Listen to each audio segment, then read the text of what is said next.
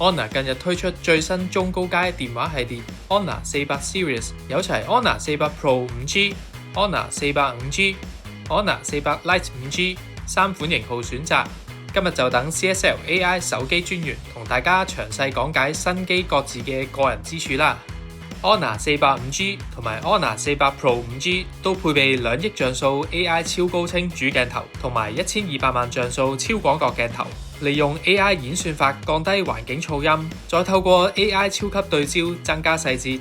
提升圖像品質。而400 Pro 更進一步強化 AI 高清人像找拍功能，快速對焦主體再虛化背景，絕對拍得住專業相機。新機亦加入多款最新 AI 魔法修圖功能，好似係將靜態照片轉動態短片嘅 AI 圖片轉影片，自動擴展構圖範圍嘅 AI 擴圖，一鍵 AI 消除，同埋 AI 人臉修復，令用家後製相片更容易，一部手機就搞掂，輕鬆成為專業攝影大師。其他方面嚟講，400 Pro 搭載旗艦級 Snapdragon 8 Gen 3系統，而400就搭載 Snapdragon 7 Gen 3。兩個型號嘅屏幕峰值亮度都高達5000 nit， 同埋採用6000 mAh 嘅青海湖電池。Pro 支援100W 有線同埋50W 無線超級快充，而400就支援80W 有線超級快充。Pro 更支援3頻 WiFi 7添。至於 Honor 400 Lite 就用咗1億像素高清街拍人像鏡頭同技術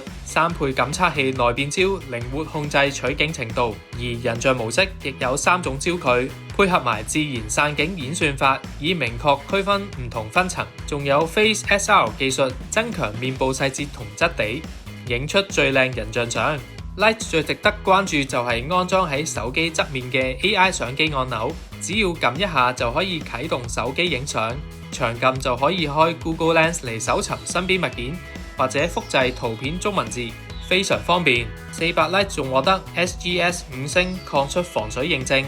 落完水玩或者做緊家務都可以濕手觸控，應付日常不同需要完全冇難度。全新 Honor 400 Series 延續 Honor 高性價比策略，以優惠價格帶嚟旗艦級 AI 體驗。唔知邊款型號啱你嘅話，不妨嚟 CSL AI Store 揾我哋嘅銷售專員了解更多啦。仲有 AI 專員教你用 DeepSeek 等自 hit AI 工具，兼送你免費資料轉移。